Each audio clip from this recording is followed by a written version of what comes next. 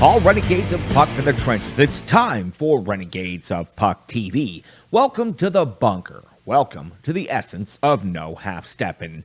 We are just over a week away now from the home base freakout. It will take place, of course, at Tailgate Brewery, 1538 Demondrian Street, and it will be an event that will bring the entire hockey community and well beyond together for a tailgate that will be talked about for many years to come. The night before the Stadium Series, when the Nashville Preds will host the Tampa Bay Lightning at Nissan Stadium, we will host the greatest tailgate and get-together that the hockey community has ever seen at Tailgate Brewery, 1538 Demondrian Street. There is no cover. It is available and open to all ages. You just have to bring an ID and show that at the door. It's going to start at 7 p.m. and is going to go on as late as it needs to go on. We cannot wait to see each and every one of you coming here to the Music City for the Stadium Series game and the home base freakout. What an incredible 3 nights it's going to be here in Nashville, Tennessee, as Pekka Rinne will have his retirement ceremony at Bridgestone Arena on Thursday night, then the home base freakout on Friday night,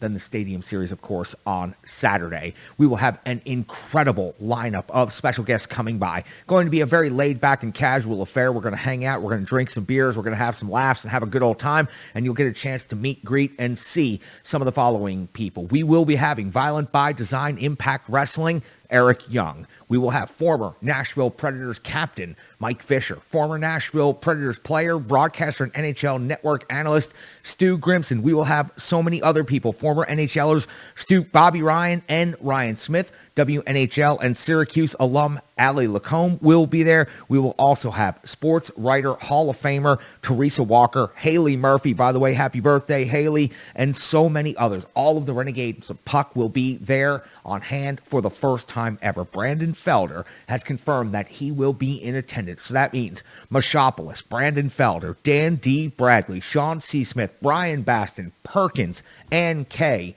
everyone, the Ultimate Predator. Everyone is going to be there from the history of this show. I can't wait to see each and every one of you. I can't wait to see those guys out there at the home base freakout. So please come on out and check it out at the Tailgate Brewery, 1538 Demondrian Street. That is going to take place Friday the 25th. We cannot wait to see each and every one of you out there. Please go to renegadesofpuck.com. Once you're at renegadesofpuck.com, you can learn everything you want about the Renegades of Puck. We'd especially appreciate if you click on that merchandise tab right there, and when you get to that link, you'll find merchandise already up for the home base freakout. That's right. You see the t-shirts right there on the screen. So confident in the event that we've already posted the merch. You can find that logo on just about anything. And by the way, there'll be yet another huge special announcement coming out in the next couple of days involving the home base freakout and that very logo that you're seeing right there. We also have our classic and pride logo t-shirts available to you and all of the great gimmicks you come to expect from the Renegades of Puck.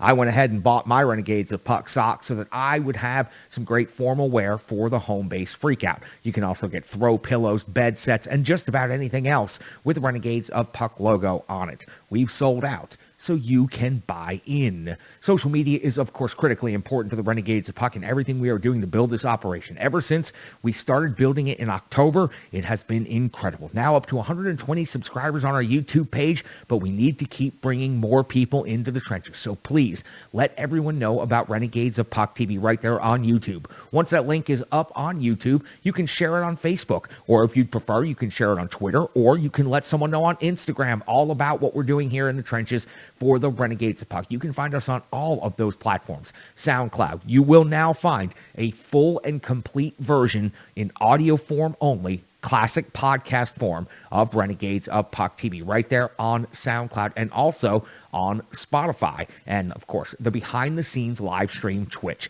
If there are any mistakes, whatever it is that goes on in the bunker, that's bonus content. And you also have the opportunity to get the information before anyone else right there on our live stream. It's the essence of no half-stepping, and there are many ways that you can consume it. However you choose to, we thank you very much. You can become a partner of the Renegades of Puck by going to Venmo or simply scanning the QR code that's right there on your screen. Once you do that, you become a partner of the Renegades of Puck, and you help us continue building out the bunker and making upgrades. As you see all around you, you can see a brand new microphone, you can see new lighting, and you can see how we continue to add and upgrade to everything we're doing here on Renegades of Puck TV. I'm not only looking to upgrade the technological standpoint of this show, I'm looking to add to the promotional standpoint of this show. More on that coming up in the future. Right now, we got to focus on the home base freakout. So I would appreciate each and every one of you for becoming a partner of the Renegades of Puck. Now, you do come here for the no half-step in hockey coverage. I know that. So it is time for me to deliver the goods.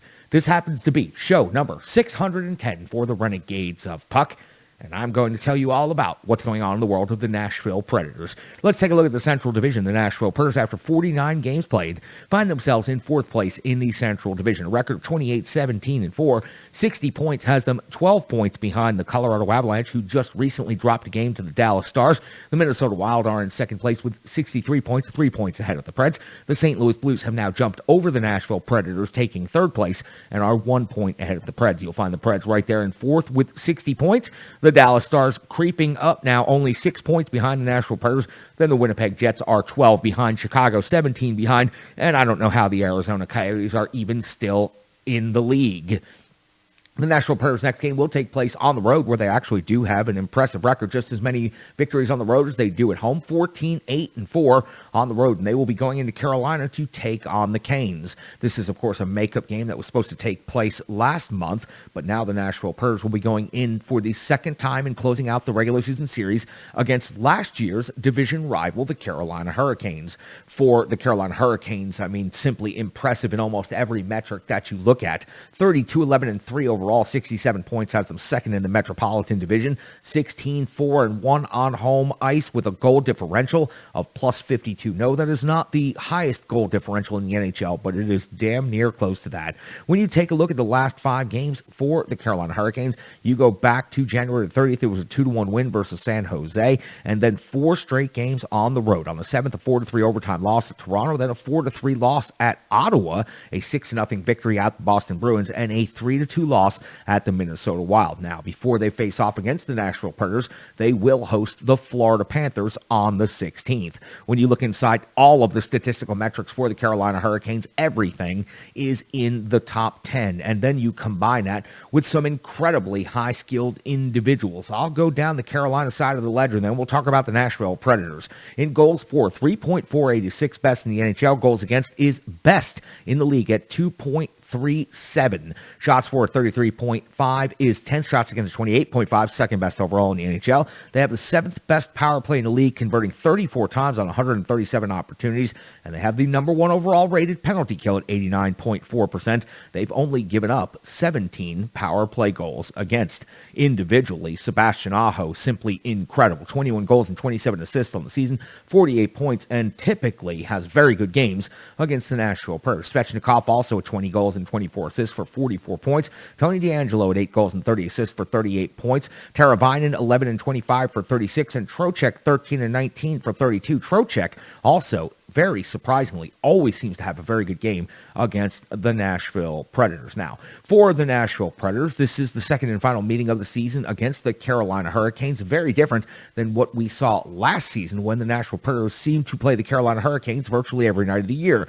These two teams met once before, and that was on October the 16th, when Carolina defeated the Nashville Predators at Bridgestone Arena 3-2, with Frederik Andersen going 38 out of 40 in that game. UC Saros took the loss, 29 saves on 32 shots against. Goal scorers for the Nashville Predators, Johansson and Forsberg. Now, the Nashville Predators have lost 3 games in a row and have looked very sluggish and not much like the team that went in to the February All-Star break. Once they wrap up this game in Carolina, they will have another makeup game in Florida against the Panthers. Then it is the return to the normal schedule. They will have Pekka Rinne's retirement ceremony on the 24th versus Dallas. Then, of course, the 26th will be the Stadium Series game versus Tampa Bay at Nissan Stadium. Then on the 2nd of March, the Nashville Predators will go out to Seattle. And on the 5th of March, the Nashville Predators will be in San Jose. And, of course, I have to give you continuous reminders. The home base freakout will take place between that Dallas and Tampa Bay game on Friday night, the 25th. Now, for the Nashville Predators, there is one difficulty right now when it comes to the injury front. We all know that in the last game, Cousins did have a very strange injury where it was a body colliding into another body, domino effect that led to a week-to-week injury now for Cousins. He tried to come back in that game, but unable to do so. We'll have more on that, especially from Brian Baston coming up later here in this episode. Now, the NHL ranks for the Nashville Predators goals for 3.08. That has been slipping as of late. They are 14th overall in the NHL. Goals against at 2.75 is 9th. Shots for 29.2 is 27th in the NHL. I have complained all season long about not enough quality nor enough quantity, and the Nashville Predators will continue trending in a bad direction in that metric. Shots against 31.7 is 17th best in the NHL. Power play 24.7% is 8th best in the league. 36 of 146 opportunities converted on, and the penalty kill 80.7% is 14th best. They've given up 33 power play goals against. For the Nashville Predators, of course, they have plenty of high skill individuals, and you're led by the captain, Roman Josi. 13 goals and 35 assists for 48 points. Matt Duchene, second on the team, scoring 23 goals and 20 assists for 43 points.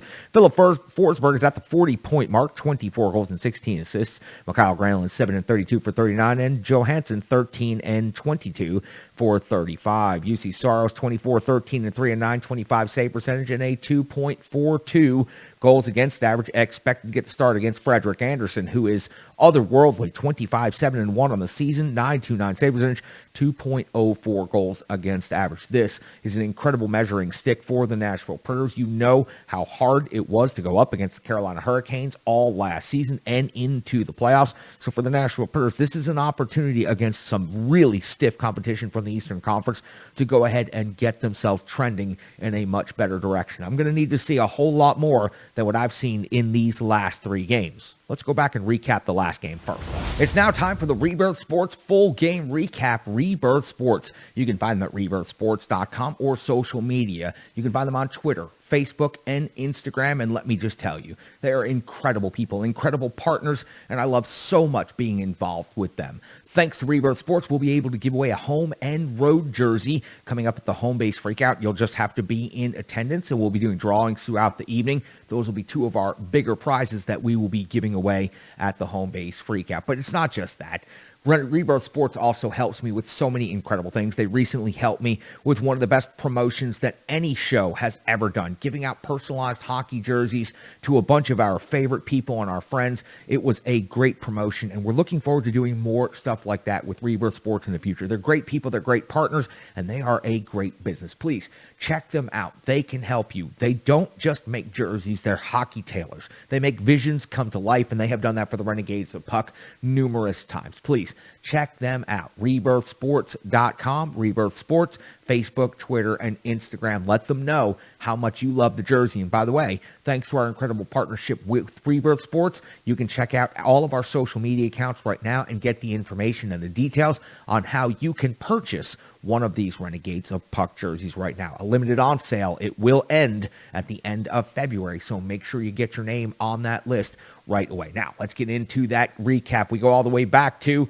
well, just a few minutes ago when the Nashville Predators wrapped up their game against the Washington Capitals. John Hines deployed the lines as follows: Tobin and Johansson and Cunnin, Forsberg, Granlund, and Duchene, Trennan, Sissons, and Janot, Smith, McCarron, and Tomasino, Josi and Fabro, Ekholm and Carey, Borowiecki and Benning make up your defensive pairings, and UC Saros gets the start in net. We're 1:45 into this game, and Trennan's got a jam attempt at the post after the Nashville Predators had a couple of early near misses on the offensive side of things. 2:39 into the first period, UC Saros comes up with a save on McMichael with some D support helping with the stick check. Unfortunately for the Predators, at 4:17 in the first period, Snively's got his 4th goal of the season. It was a 3-on-1, so it seemed almost inevitable, but UC Saros did all he could and almost got across, but it was a tap in at the back post and an easy goal for Snively, giving the Washington Capitals a 1-0 lead. The Nashville Predators would have several shifts in a row that were just sloppy all over the ice. Once they would start to get their skates under them again, the play would just be taking place between the circles, up and down, back and forth, but nothing really happening. That's why we get to 13:21 when Sissons gets a tip near the side of the net and it goes wide. 13:57. Saros comes over the save on Orlov at close range. 14:43. Sissons rebound off of Yossi shot, stopped by Samsonov. Incredible scoring opportunity there for Colton Sissons at close range. 19:57. Samsonov comes up with a save on Mikhail Granlund. We hit the intermission with the Nashville Predators out shooting Washington 15-10. We're 141 into the second period, and UC Saros comes up with a save on Snively, 2:31. Samsonov comes up with a stop. It was actually Ovechkin sliding across the top of the crease, blocking the shot with his back, and that shot was taken by Carrier. It looked like Carrier had a lot of net to look at, but Ovechkin proves that he can do more than just put the puck in the net. He can keep pucks out of the net. 3:33. This is something you're going to hear entirely too many times the rest of the way. Matt Duchene hits the post at 3:52. UC Saros comes up with a save on Hathaway at close range at 6:25. McCarron's off to the box. 2 minutes for high sticking. The PK does a solid job. Sissons with some really good effort breaking up the clearing pass, getting over to Ovechkin in the office for the one-timer. That really did look like a Kevin McCarthy coached power play out there on the ice. 11:25 of the second period. Forsberg hits the crossbar after Samsonov gets just enough of it with the blocker to put it out of harm's way off the top of the crossbar and then off of the glass. 12:03. Snively's off to the box. 2 minutes for hooking. Granlund then picks up a penalty. 2 minutes for tripping. We see a 4-on-4 for a minute and 9 seconds. Carrier would block Ovechkin's one-timer. He didn't have a stick, turned his side, and we all remember when Carrier blocked a one-timer and it went off of the back of his head. We were all extremely concerned. He still has no fear out there on the ice. Good to see that he was okay after this block shot. 15:56 of the second period. Forsberg hits the upper 90 with the backhand. Another clink off the iron. 17:02 of the second period. Cunning's partial breakaway hits the crossbar. Play was stopped. The goal horn went off and people started to celebrate, but you could tell immediately by Luke Cunning's face that this was not going to be a goal, and upon immediate replay, it was an obvious no goal. Reset the clock and drop the puck. At 19:50 in the second period, Samsonov comes up with a glove save on Fabro after an intense shift by the Nashville Predators in the offensive zone. Maybe the best minute 15 seconds that the Nashville Predators had this entire game up to this point through the first 40 minutes. 28 seconds into the third period, Roman Josi is hitting the post, so the Nashville Predators are managing to hit the iron yet again. But at 2:43, they do break through, and the Nashville Predators tie this game at 1 apiece on McCarron's second goal of the season. The puck hit McCarron in the back, and while he is falling to the ice, he corrals the rebound and puts it into the net. That's great focus right there, and that is great jam by McCarron. Good job by him. A lot of stick taps on that play. Unfortunately for the Preds, before it could even be announced, at 3:37 of the third period, Jensen's got his fourth goal of the season. Hathaway makes a perfect pass and setup at the back post for the easy tap-in for Jensen. 4-2. Fourth goal of the season, 2-1 now in favor of the Washington Capitals. 3:54 of the third period. Trent is off to the box.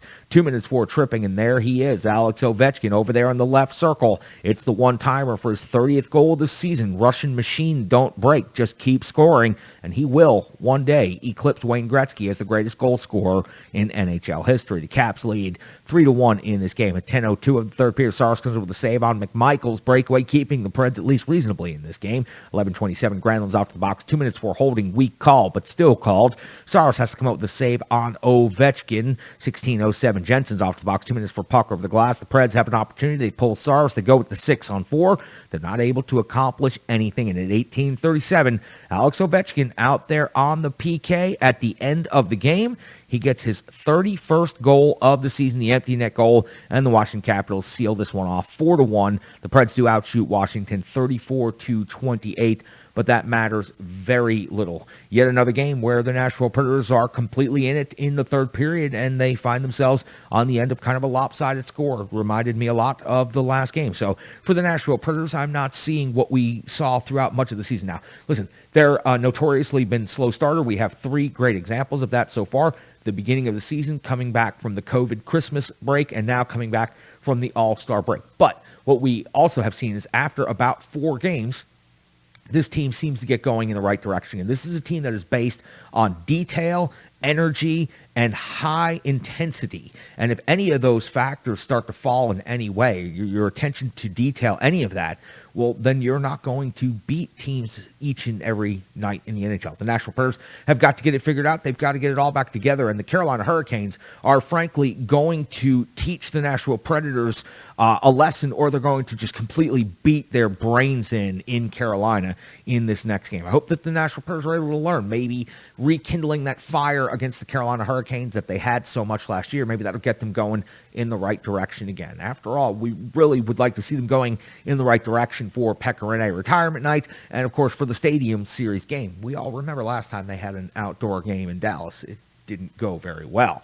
UC Saros in this game was 24 out of 27. I feel like ever since they've come back from the All-Star break, the story hasn't been about UC Saros losing this game. I feel like the story has been UC Saros has been kind of hung out to dry. A lot of breakaways, a 3-on-1 rush, a 2-on-0 rush the other night. So many penalties, shorthanded opportunities, tip-ins from the side of the net. I just don't think that this is UC Saros' issue right now. I think it's a team-wide issue. And you know who's back in the trenches with me? It's Mastradamus. So I'm just going to ask Mastradamus to take me through this game and talk to me about UC Saros' game in general as of late, because we're frankly not getting a lot of time to talk about him because of everything else that's going on with the team. You can find him on Twitter at GreekGoalie35. You can watch him right here on Renegades of Puck TV, and you can meet him at the Home Base Freakout coming up on the 25th of February, Tailgate Brewery. He's the one and only Mastradamus. Welcome back, Mas. Thank you very much, Charlie. It is good to be back in the saddle with you here on Renegades of Puck TV. Unfortunately, we have bad news again as the Preds now lose their third straight after the All-Star break. And again, Preds, when they have these long layoffs, I've said it before, they tend to not play so well. This is a system team. The more they play, the better they are. They take care of all the little details that they are not doing so right now over the last couple of games. UC Saros, 24 out of 27. You certainly can't pin this game on him. The team did not give him enough support offensively. They certainly did a decent job defensively, except for some breakdowns, however. None of those 3 goals you could possibly blame on him. The 3-on-1, of course, a bad position. Johansson kind of fed Kuhn in there in a no-win situation. He had to get rid of it quick. Not in a position to shoot the puck. Breaks the stick. Leads to a 3-on-1 rush the other way. Nothing he can do on that one. And, of course, the goal to put them back ahead, the Capitals, that is, just simply hemmed in their own zone. And a beautiful play. You give them all the credit in the world for Jensen to get that goal. So, again, nothing UC Saros can do tonight. He's outplayed, you could say, by Samsonov, and obviously the big story of the night is the goalpost. Samsonov was magnificent, take nothing away from him. He outplayed the phenomenal Finn, UC Saros, but he did get some help. Of course, that'll be the story of the night for many fans. Of course, it doesn't make them feel any better because it's a third straight loss.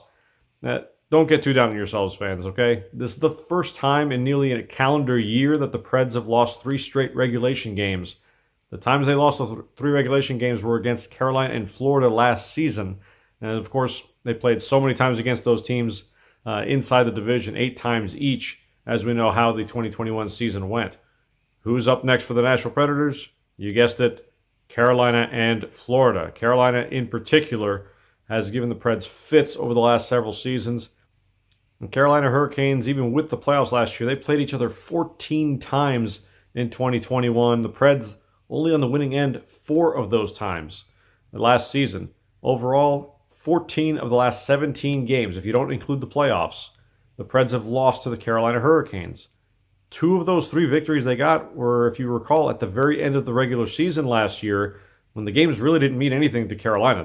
They had some guys rested, they were playing backups, and that's how the Preds got 2 of their victories. So you could honestly say the Preds, when it comes to real competition against Carolina, they've only beat them once outside the playoffs over the last several seasons. So again, the team, very good team, obviously Carolina. Florida up after that.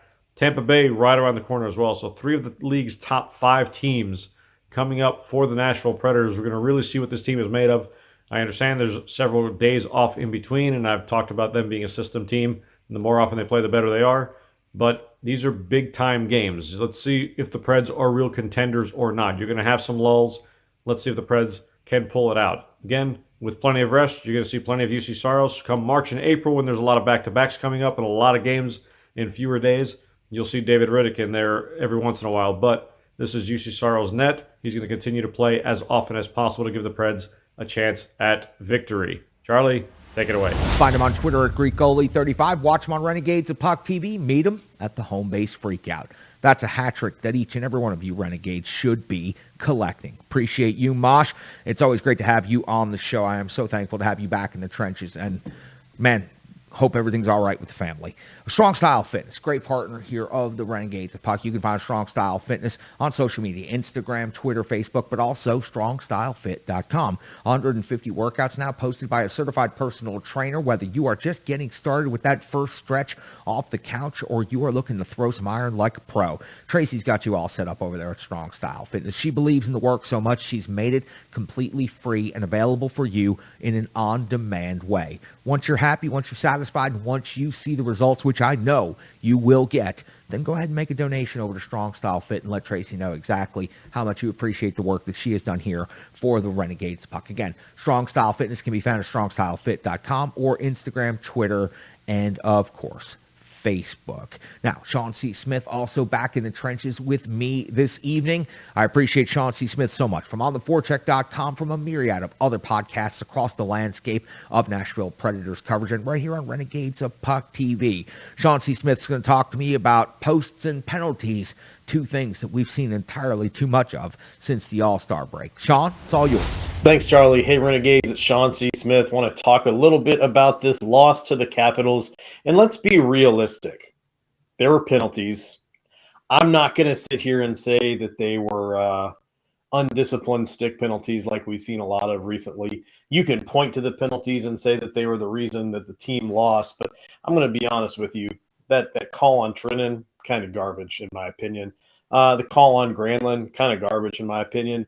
And so if you want to say, oh, stick penalties were a problem for 3 games in a row, I think they did a lot to get that out of their system over the previous 2 games, but not this game against the Capitals. And honestly, some of those calls, I think, go uncalled when you get to the playoffs. Now, of course, the consideration here is you're not in the playoffs, and you want to make sure you're in that picture when the time comes around.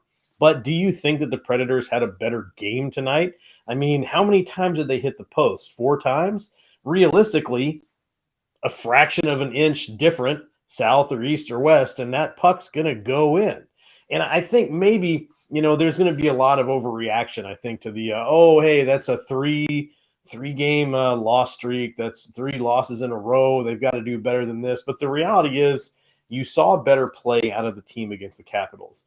Realistically speaking, I think a better game overall, despite the loss and despite the score. Sometimes things don't go your way. If you don't believe that things don't go your way, let's talk to Matt Duchene last season when he appeared to be doing everything right on the ice and on paper, but the pucks just didn't go in. Tonight, the pucks just didn't go in.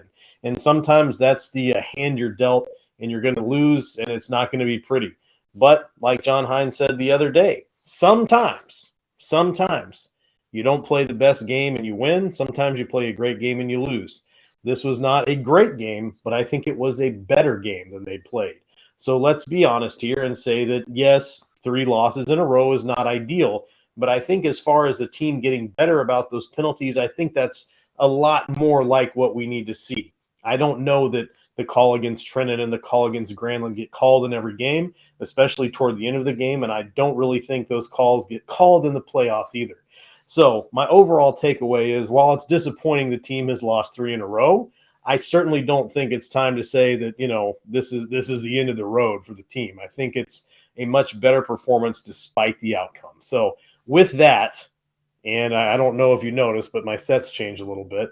Hopefully it looks okay. But with that, Charlie, I'm going to send it back over to you. Find him on Twitter at SCSOTF. Read his work at ontheforecheck.com and watch him right here on Renegades of Puck TV. Sean C. Smith will also be in attendance at the home base freakout as well as each and every one of the Renegades of Puck that has ever been a co-host, analyst, or participant on this show. That is going to be one groovy group photo. I absolutely cannot wait for that. Taking a look inside the box score, it's really, frankly, there's nothing here. McCarron scores a goal in this game. It's nice to see McCarron get on the score sheet. That was bringing some jam in front of the net.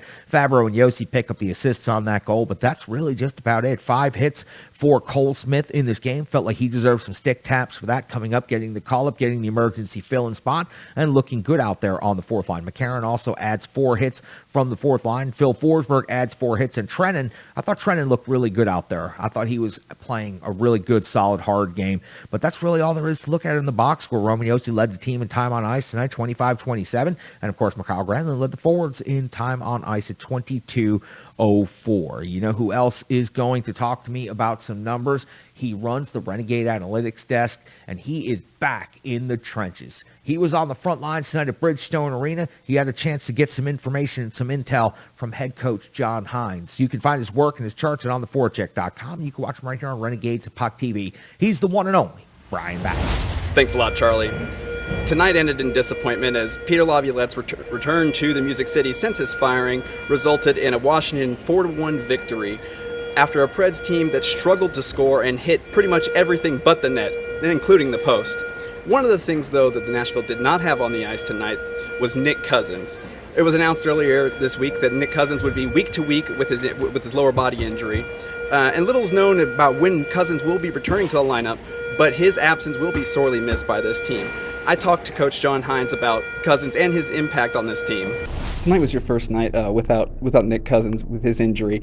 He's been a guy that's been kind of a glue guy all season. Been played pretty much any role you've asked him. How do you adjust to playing the next couple of weeks or so without him and the role that he plays up and down the roster? Well, Nick's certainly a big part of the team. He's been, he brings so much to the team, as you said. He's multi-dimensional. He can play on different lines. He can play left wing, right wing. He brings a power play element.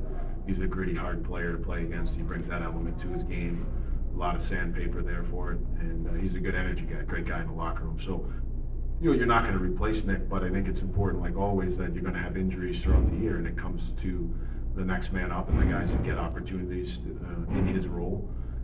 We feel like we got a good depth in the organization, and we feel like we have a strong depth of our team. And I thought the guys that came in tonight and played did a really good job. Just like Coach Hines said, Nick Cousins has been a vital part of this roster all season long and has been done every single role that the coaching staff has asked him to do this season, whether that's stepping in for Ellie Tolvanen alongside Ryan Johansson and Luke Cunnin on the first line, to spending the majority of his time on the bottom 6 with rookies like Philip Tomasino, Michael McCarron, Cole Smith, and Tommy Novak. In fact, Cousins has been so influential on the offense this season. According to Michael Blake McCurdy of HockeyViz.com, the Predators with Cousins on the ice this season at 5-on-5 has an offense that's 10% more dangerous than the NHL average. Without Cousins, the Predators are 6% below NHL average on offense. Now, obviously, there's a lot of factors to go into something like that, but it's pretty easy to see that a guy like Nick Cousins would have been especially important tonight in a game where we saw the top 6 not do too much at all on offense, and the bottom 6 pretty much carry the team for the majority of the game. If Nashville is going to get back on track and stop and get it back to their winning ways after their first 3-game win streak of the season, they're going to have to find a replacement or find a guy just like Nick Cousins to provide those intangibles, that grit, something that I usually don't say, and get this team back to their winning ways. Thanks a lot, Charlie. Find him on Twitter at Brian Baston. Check out his charts at ontheforecheck.com and watch him right here on Renegades of Puck TV. And just like all of the other Renegades of Puck, come meet him at the Home Base Freakout on the 25th of February there at Tailgate Brewery. Someone else you can meet at the Home Base Freakout on the 25th, Stripe Digital Solutions. Stripe Digital Solutions is doing something so cool for the event. We are going to have some incredible giveaways. Again, these are things you're just going to have to be there in attendance for. We're going to be doing drawings throughout the evenings. We may even come up with some other ways to do some of the giveaways, but Stripe Digital Solutions is making that happen. You know all about Stripe Digital Solutions, the logo on the wall, the crest on the jersey, renegadesofpuck.com, my social media brand building. All of that is taking place thanks to Stripe Digital Solutions. I could not do this alone, and no one can work in the modern world completely alone. There is so much nuance. There are so many things that you need to be paying attention to, and you need to keep up on it. If you don't, you're going to fall behind, and it's going to happen very quickly. That's where Stripe Digital Solutions comes in. Go to Facebook, Instagram, Twitter, Stripe Digital Solutions, or stripedigitalsolutions.com. Brandy is an otherworldly talent. She can help build your brand. She can help steer you in the right direction. Reach out, let Brandy know we're talking about her right here in the trenches on Renegades of Puck TV, and give some stick taps, love, and respect to Stripe Digital Solutions. Nobody has come through for this show bigger than Stripe Digital Solutions has in the last couple of months. We've got some Olympic hockey to talk about before we head on out of the bunker. She's been covering the women's side of the Olympic tournament. She is Ann Kimmel. Of course, you can find her work all across the landscape of Nashville Predators coverage, but she has been covering Olympic hockey and sled hockey for us here in the trenches for the Renegades of Puck. We look forward to her reports each and every time, and we look forward to expanding her coverage here in the bunker and in the trenches in the near future. And the show belongs to you. Thanks, Charlie. Let's talk women's Olympic hockey, Renegades. We have made it to the medal round in the women's tournament starting early Wednesday morning. But who ended up in these games and how did they get there? Let's take a quick look back. In the quarterfinal round, Switzerland advanced with a win over the Russian Olympic Committee team. Finland advanced with a win over a surprising Team Japan. The United States punched their ticket to the semifinals with a win over the Czech Republic, and Canada sailed into the semis with an 11-0 trouncing of Team Sweden. In the semifinals, Switzerland faced off against Team Canada, and Canada poured on the offensive pressure, having 61 shots on goal in the game, including 3 goals in less than a minute in the first period for Team Canada, which resulted in the pulling of Andrea Brandley, the Swiss goaltender. She was replaced by Saskia Maurer, who continued to face the strong offensive pressure throughout the remainder of the game. Now, this isn't to say that Switzerland didn't have great moments in this game. There were definitely periods of time where they matched up well against Canada, and they saw strong performances from Alina Mueller and Laura Stalder.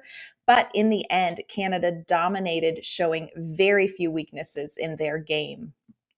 The United States took on the Finnish team in their semifinal match, and it took the United States into the second period before they could get on the scoreboard with a goal by Kayla Barnes to open the scoring. Haley Skamura, Hillary Knight, and Abby Rock added goals in the 4-1 win over the Finnish team.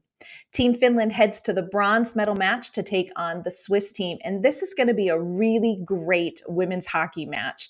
These two teams came in and have taken very similar trajectories in the Olympics. They started off struggling a little bit to find their game, but both teams are peaking at just the right time, and this is going to be a fantastic matchup. Some players to watch for Team Switzerland are, again, Alina Mueller and Laura Stalder. These are their 2 strongest offensive weapons.